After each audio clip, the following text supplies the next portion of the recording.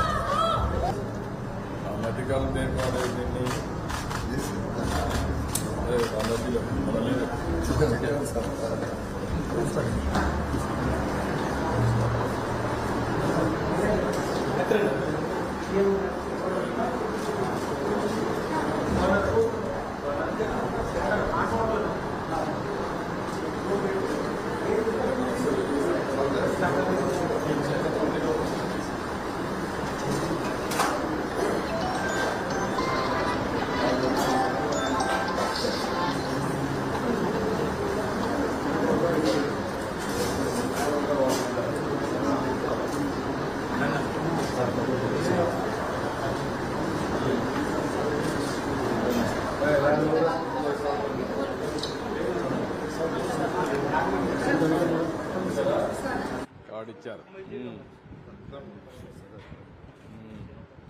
రమ్మా ఇచ్చారా రాదండి రమ్మ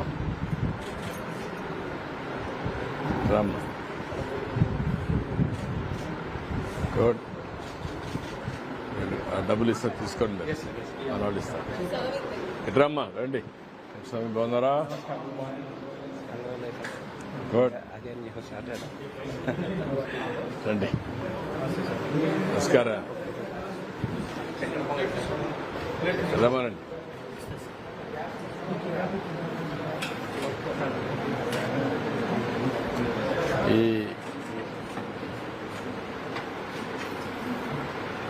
సరిపోతుందా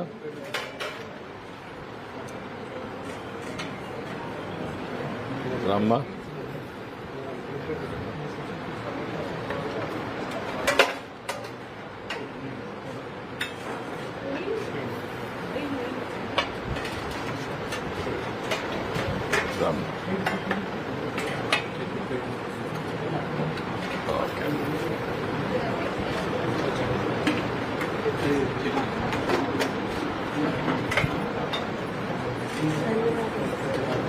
చంద్రబాబుపై మండిపడ్డ ప్రజాశాంతి పార్టీ అధ్యక్షుడు కేఏ పాల్. చంద్రబాబు నాయుడు గారు, అసలు నేను మిమ్మల్ని తిడదామని అనుకోవట్లేదు, కానీ ఇప్పుడు మీరు ఇచ్చిన స్టేట్మెంట్ నా బ్లడ్ బాయిల్ అయిపోతుంది. దేవుడు మిమ్మల్ని క్షమించడు. స్టీల్ ప్లాంట్ విషయంలో మీరు కాంప్రమైజ్ అయిపోయి 1,00,000 కోట్లు తీసుకున్నారా, 50,000 కోట్లు తీసుకున్నారా, ఎంతకి కాంప్రమైజ్ అయ్యారని అడుగుతున్నా. ఇప్పుడు మీరు అంటుంది ఏంటి? సెంటిమెంట్ అని అనకండి, మనకెవరు సపోర్ట్ చేయరు అంటే అర్థమేంటి? ఎత్తుకెళ్ళిపోవడమేనా మోదీ గవర్నమెంట్? అదానీలకి అంబానీలకి అమ్మేయడమేనా? 8,00,000 కోట్ల విలువైన స్టీల్ ప్లాంట్ని మీ 3 పార్టీలు అమ్మిస్తే ఏప్రిల్ 25ని ఏపీ హైకోర్టుకి వెళ్ళి జడ్జి శేషయ్య గారు ముందు ఆర్గ్యూ చేసి స్టేటస్ కో తీసుకొచ్చాను అమ్మకుంటా. ఇప్పుడు సీక్రెట్ గా అమ్మడానికి మీరు గ్రీన్ సిగ్నల్ ఇచ్చినట్టేనా? ఎలక్షన్ ముందేమన్నారు? స్టీల్ ప్లాంట్ ని కాపాడుకుందామని 100 సార్లు అన్నారు. ఇప్పుడేమంటున్నారు? సెంటిమెంట్ అని రోజు అనకూడదు, అంటే అమ్మి పడేయండి అని. మీకు వస్తున్న లాభం ఏంటి? ప్రజలు ప్రశ్నిస్తుంది. మీకు ఎంత డీల్ సెటిల్ అయింది? ఒక్క స్టీల్ ప్లాంట్ ఆదాయమే మన ఆంధ్రప్రదేశ్ అప్పుని 10 సంవత్సరాల్లో తీర్చుతుంది. లేదా అమ్మేద్దామా? 8,00,000 కోట్లు నేను బేరం పెడతాను. 33,000 ఎకరాలు మొత్తం, ఎకరం 30 కోట్లు, 9,00,000 కోట్లు విలువైనది. ఏంటిది? మీరు ఇంత కాంప్రమైజ్ అయిపోతారా? ఈ వయసులో మీకు డబ్బుడు కమ్ముడిపోయారా, లేదా జైల్లో పెడతారని అమ్ముడుపోయారా, లేదా మీ కొడుకు మంచి భవిష్యత్తు ఇద్దామని అమ్ముడుపోయారా, లేదా ఏడి పవన్ కళ్యాణ్ ఏం చేస్తున్నారు? ఎంతకాలం మా విశాఖ ప్రజల్ని మీరు మోసం చేస్తారు? అంటే విశాఖపట్నాన్ని ప్రేమ లేక, మీరు రాయలసీమలో పుట్టి పెరిగినందుక? నాకు ఊహకు అతీతంగా ఉంది. నేను ప్రార్థిస్తాను, మీడియా మిత్రులారా, ప్రతి తెలుగు వాడికి ఈ వీడియో చేరినంత వరకు దీన్ని పబ్లిష్ చేయండి, వైరల్ చేయండి. చాలా సీరియస్ అయిపోయింది. స్టీల్ ప్లాంట్ నా మీద ఒత్తిడి వస్తుంది, స్టే వెకేట్ చేయను. ప్రాణమైనా పెడతా, ఫైట్ చేస్తా. ప్రత్యేక హోదా తెచ్చుకుందాం, స్టీల్ ప్లాంట్ ని కాపాడుకుందాం, ఆంధ్రప్రదేశ్ని, తెలుగు సత్తాని, తెలంగాణ మొత్తం ఏకమైపోదాం. ఈ దొంగ రాజకీయ కుట్ల రాజకీయ కుటుంబ కుల పాలనకి అంతం చేద్దాం. Thank you very much. కల్తీ నెయ్యికి కారణమైన ఏ ఒక్కరిని వదలమని మంత్రి నారా లోకేష్ హెచ్చరించారు. అంటే వైవై సుబ్బారెడ్డి తిరుమలకు వచ్చి ప్రమాణం చేయడానికి కూడా సిద్ధంగా ఉన్నా చెప్తున్నాడు. నేను తప్పు చేయలేదని చెప్తున్నాడు ఆయన. అంటే దీంట్లో నమ్మాలి. ఇప్పుడు సిద్ధమా? నేను ఇక్కడనే ఉన్నా. రిపోర్ట్ క్లారిటీ ఇంకేం కావాలి ఆయనకి? అంటే ఆయనకి గ్రిప్ లేదా? ఈయోగా ఉన్నప్పుడు ఆయన తెలియదా ఏం జరిగిందో? ఆనాడు ఏం చెప్పారండి వైవి సుబ్బారెడ్డి గారు ఒక మీటింగ్ లో? అవుతే ఏముంది ఒక 5,000 పెంచుదాం, అవుతే ఏముంది ఒక 10,000 పెంచుదాం ఫీ, అవుతే ఏముంది 15,000 పెంచుదాం అన్నాడు. అంటే ఎంత అహంకారంగా వివరించారండి. అంటే సామాన్యులు దేవుడి దగ్గరికి వెళ్ళకూడదా? దర్శనం చేసుకోకూడదా? అంటే అడ్డగోలుగా అన్ని పెంచేస్తే సామాన్యులు ఇబ్బంది పడేదానిక? ఆ వీడియో కూడా బయటకు వచ్చింది, మీడియా మిత్రులందరి దగ్గర ఉంది ఆ వీడియో. నేను సూటిగా ప్రశ్నిస్తున్నా, అది చెప్పింది అవునా కాదా? ఎస్, నేను తిరుపతిలో ఉన్నా, రండి. నేను ప్రమాణం చేశాను, నేను సిద్ధంగా ఉన్నా, దాంట్లో ఎలాంటి సందేహం లేదు. ఇంకా రిపోర్ట్లు వచ్చిన తర్వాత మేము ఎందుకు భయపడాలండి? చాలా క్లారిటీగా ఉంది. వైవి సుబ్బారెడ్డి గారు కూడా నేను సూటిగా ప్రశ్నిస్తున్నా. గతంలో మీరు ఇలానే పింక్ డైమండ్ రాజకీయాలు చేశారు.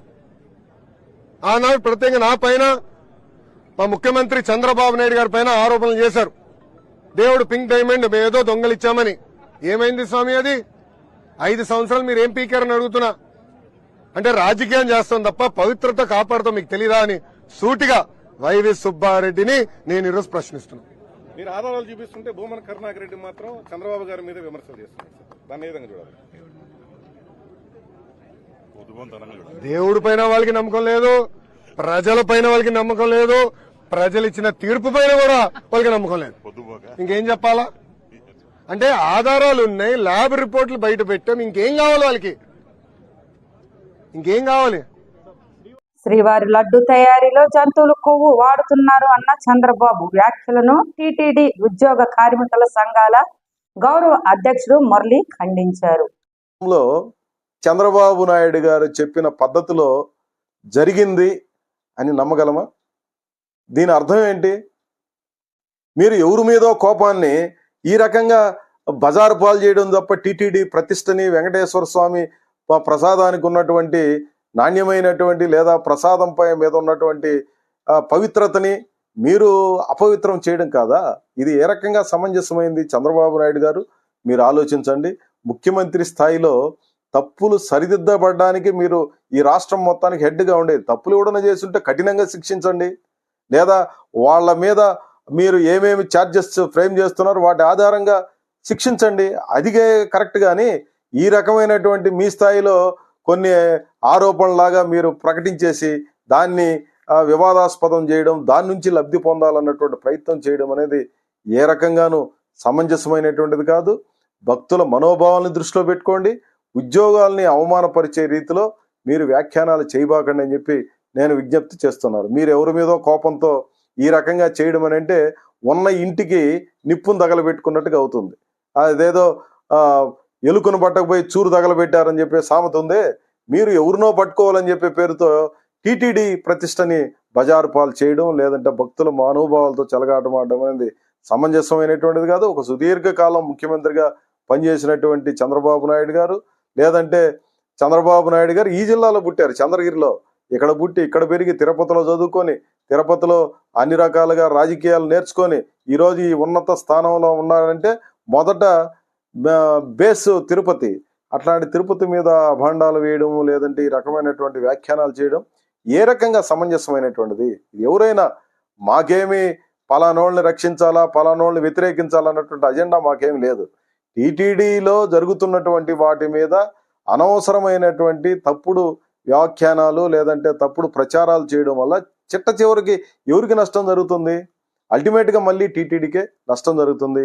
టీటీడీకి నష్టం జరగడం అంటే భక్తుల మనోభావాలను దెబ్బతీయడం, లేదా దాన్ని ఆధారంగా జీవిస్తున్నటువంటి ప్రజల యొక్క ఉపాధిని దెబ్బతీయడం తప్ప మరొకటి కాదనే విషయాన్ని తప్పనిసరిగా మీరు అర్థం చేసుకోవాలి. తిరుపతిలో పుట్టి పెరిగి ఇక్కడ రాజకీయాలు చేస్తున్నటువంటి మానాటి వాళ్ళందరూ దాదాపు 56 ఏళ్ళు ఇప్పుడు నాకు వయసు. ఇంతకాలం మేము అన్ని చూస్తున్నాం. టీటీడీలో ఇట్లాంటివి జరగడానికి అవకాశం లేదు. మేము దగ్గరగా చూస్తున్నాం. చంద్రబాబు నాయుడు గారికి తెలియదని అనుకోలేం. ఇది సరైనటువంటిది కాదు. మరొక్కసారి చంద్రబాబు నాయుడు గారు రివీల్ చేసుకోవాలి. ఇట్లాంటి ఆరోపణలు ఏ రకంగానూ సమంజసం కాదు. దాని మీద ఉపసంహరించుకొని ఇట్లాంటి వ్యాఖ్యానాలు భక్తుల మనోభావాలు లేదా ఉద్యోగులకి హర్ట్ చేసేటట్టుగా వ్యాఖ్యానాలు వద్దు అని చెప్పి నేను చంద్రబాబు నాయుడు గారికి సూచన చేయదలుచుకున్నాను. సెలవు. తిరుమల లడ్డూని కూడా ఇలా అపవిత్రం చేస్తారని ఎవరు ఊహించలేకపోతున్నారు అన్న చంద్రబాబు నాయుడు. తిరుమల లడ్డు ప్రసాదం విషయంలో ల్యాబ్ రిపోర్ట్స్ బయటపడ్డాయి. ఇప్పుడు మీరు ఎలా భరోసా ఇస్తారు భక్తులను? అందుకనే భక్తులందరూ కూడా మనోభావాలు దెబ్బతిన్నాయి. ఎవరు ఊహించలేదు. వెంకటేశ్వర స్వామి హిందువులకి కలియుగ దేవుడు. ఒక నమ్మకం, ఒక విశ్వాసం. అందుకని ఎప్పుడు కూడా అందరూ నమ్మేది, ఎవరైనా వెంకటేశ్వర స్వామికి అపచారం తలపెడితే నెక్స్ట్ జన్మలో కాదు ఈ జన్మలోనే పనిష్మెంట్ ఇస్తాడని.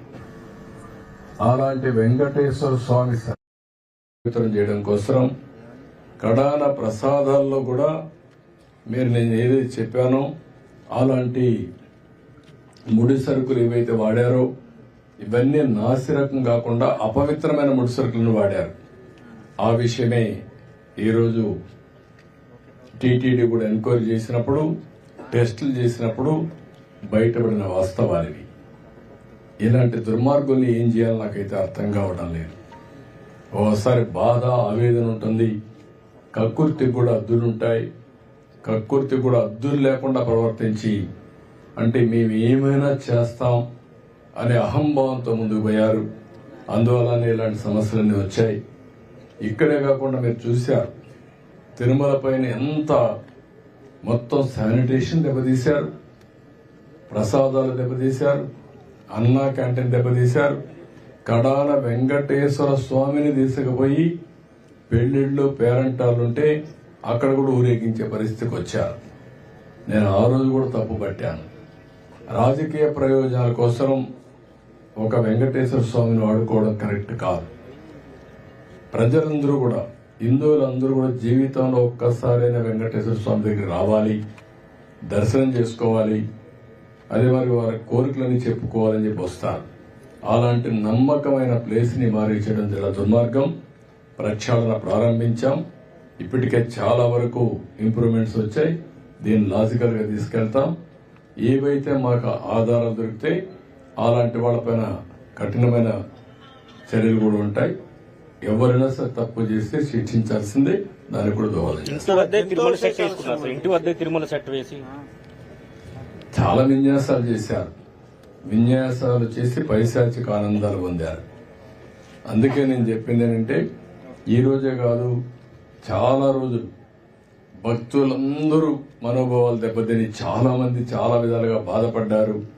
జీవో నెంబర్ 115ను రద్దు చేయాలంటూ విశాఖ KGH లో 14వ రోజుకు చేరిన నిరసనలు. జీవో నెంబర్ 115 ని రద్దు చేయాలి. జీవో నెంబర్ 115 ని రద్దు చేయాలి. జీవో నెంబర్ 115 ని రద్దు చేయాలి. ప్రభుత్వం వెంటనే స్పందించాలి. ప్రభుత్వం వెంటనే స్పందించాలి. ప్రభుత్వం వెంటనే స్పందించాలి. We want justice. We want justice. We want justice. We want justice. We want justice. GO number 115 ని రద్దు చేయాలి. జీవో నెంబర్ 115 ని రద్దు చేయాలి. జీవో నెంబర్ 115 ని రద్దు చేయాలి. జీవో నెంబర్ 115 ని రద్దు చేయాలి. జీవో నెంబర్ 115 ని రద్దు చేయాలి. కాంట్రాక్ట్ స్టాఫ్ నర్సులను కాంట్రాక్ట్ స్టాఫ్ నర్సులను కాంట్రాక్ట్ స్టాఫ్ నర్సులను కాంట్రాక్ట్ స్టాఫ్ నర్సులను కాంట్రాక్ట్ స్టాఫ్ నర్సులను ప్రభుత్వం వెంటనే ప్రభుత్వం వెంటనే ప్రభుత్వం వెంటనే justice justice justice Justice, justice. We want justice. Justice, justice. We want justice. We want justice. We want justice. We want justice. We want justice. We want justice. Ready. నమస్కారం అండి. నా పేరు పట్నాల లావణ్య. గౌరవనీయులైన ముఖ్యమంత్రి గారికి, ఉప ముఖ్యమంత్రి గారికి నమస్కరించి వినియోగించుకుంటున్నామండి. ఇప్పటి వరకు మేము ఎన్నో ఇబ్బందులు పడ్డామండి కాంట్రాక్ట్ బేసిస్లో మమ్మల్ని నుంచి. కానీ మేము 2011 నుంచి ఇప్పటి వరకు ఉద్యోగాల్లో అలానే కాంట్రాక్ట్లోనే చేస్తున్నామండి. అప్పటి నుంచి రెగ్యులర్ పోస్టులు మాకు ఏమీ తీయలేదు. తీసిన పోస్టులు కూడా మాకు పర్మనెంట్ అని చేయలేదండి.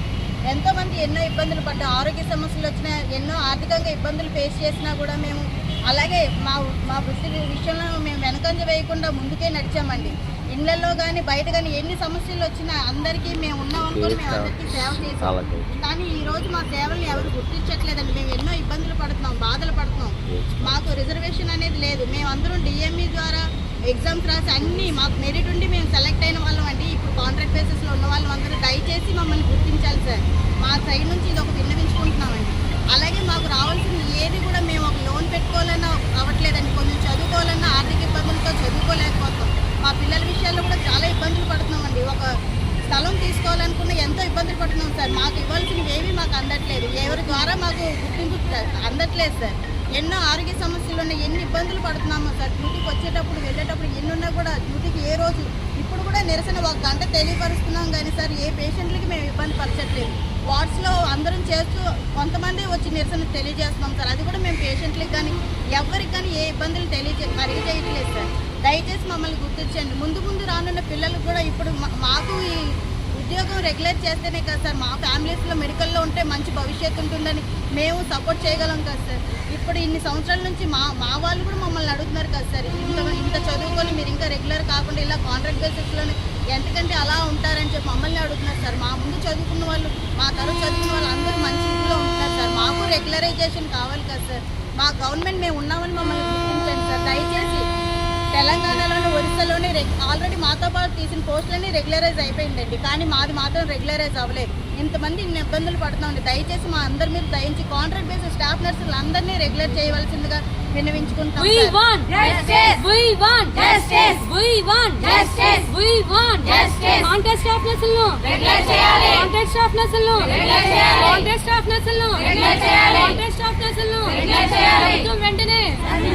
ప్రభుత్వం వెంటనే ప్రభుత్వం వెంటనే we want justice, we want justice, we want justice, we want justice, we want justice.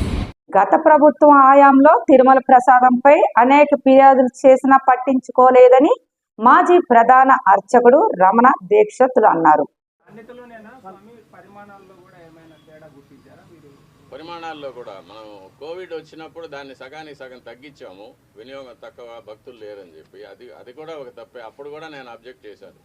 స్వామివారికి ఎంత పరిమాణంలో ప్రసాదాలు తయారు చేసి నైవేద్యం పెట్టాలనేది ఆగమ శాస్త్రం నిర్ణయిస్తుంది. స్వామివారి యొక్క పరిమాణాన్ని బట్టి, దేవాలయం యొక్క పరిమాణాన్ని బట్టి ఇంత ప్రసాదం స్వామివారికి నైవేద్యం చేయాలనేది ఆగమ శాస్త్రం నిర్ణయిస్తుంది. దాన్ని దిట్టం అంటారు. ఆ దిట్టం ప్రకారమే చేయాలి. దానికన్నా ఎక్కువ చేయడానికి ఎటువంటి అభ్యంతరాలు ఉండవు. కానీ చేయవలసిన దానికన్నా తక్కువ చేస్తే మట్టుకు అది అపచారం అవుతుంది. అది మొన్నటి వరకు కూడా అలాగే జరుగుతూ వచ్చింది. దాన్ని చాలాసార్లు నేను అధికారుల దృష్టికి తీసుకెళ్లాను. ఈఓ గారు దాని మీద స్పందించలేదు. అది అలాగే జరుగుతూనే ఉండింది.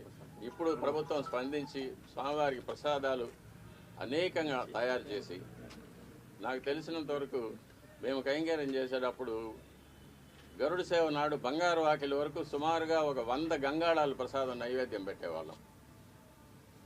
కాబట్టి దానికి అప్పర్ లిమిట్ అనేది లేదు. ఇంతకన్నా ఎక్కువ చేయకూడదు అనేది ఎప్పుడు లేదు. కానీ తక్కువ చేయడం మట్టుకు అపచారం అవుతుంది. దాన్ని ప్రభుత్వం దృష్టికి తీసుకెళ్తున్నాము. అది దిట్టం ప్రకారం స్వామివారికి ఏ వేళల్లో ఎంత ప్రసాదం నైవేద్యం చేయాలనేది దాన్ని తయారు చేసి శుచిగా, శుభ్రంగా, తాజాగా తయారు చేసి స్వామివారికి నైవేద్యం పెడితే స్వామి ఎప్పుడు ప్రసన్నులు అవుతారో అప్పుడు భక్తులకు అందరికీ కూడా మంచి జరుగుతుంది. రాష్ట్రము, దేశం సుభిక్షంగా ఉంటుంది. ఎట్లాగైతే సూర్యుడు తన కిరణాలతో నీటిని ఆవిరిగా తీసుకొని వర్షంగా మనకి ఇస్తాడో, అలాగే మనం నైవేద్యం పెట్టే ప్రసాదాల నుంచి సారాన్ని భగవంతుడు గ్రహించి మనకు అనుగ్రహంగా వరాలుగా ఇస్తారని చెప్పేది ఆగమ శాస్త్రంలో చెప్పబడిన సమాచారం అది. కాబట్టి మనం పూర్తి నమ్మకంతో భగవంతుడు అక్కడ ఏం చేసి ఉన్నారు, ఆయనకు మనం భక్తితో నైవేద్యం పెడుతున్నాము, ఇది మన అదృష్టమని తలుచుకుంటూ స్వామివారికి మనం నైవేద్యం పెట్టినప్పుడు స్వామివారు తప్పకుండా స్వీకరిస్తారు. స్వామివారు ఎప్పుడు ప్రసన్నం అవుతారో మనకందరికీ కూడా మంచి జరుగుతుంది, రాష్ట్రం సుభిక్షంగా ఉంటుంది. ఇటువంటి అవాంతరాలు, అతివృష్టి, అనావృష్టి, కరువు, కాటకాలు, యుద్ధ భయం, చోర భయం, రోగ భయం ఇవన్నీ లేకుండా దేశం క్షేమంగా ఉంటుంది. రాజంపేటలో అన్నా క్యాంటీన్ ప్రారంభోత్సవంలో టీడీపీ నాయకుల మధ్య ఉద్రేకత నెలకొంది.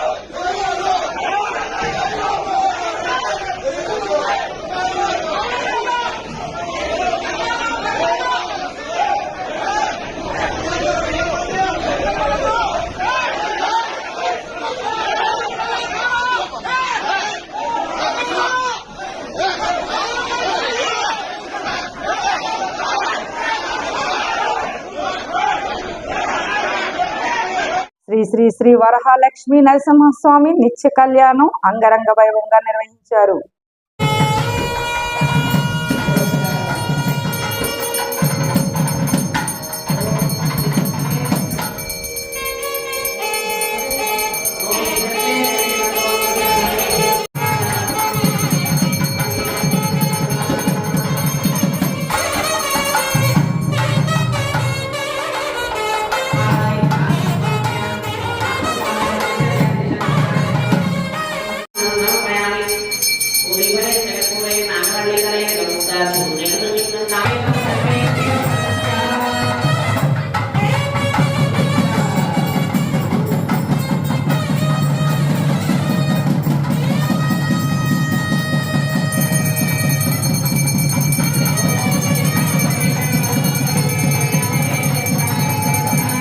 ఈ వార్తలు ఇంతటితో సమాప్తం. రేపు మళ్ళీ ఇదే సమయానికి మరిన్ని వార్తలతో కలుసుకుందాం.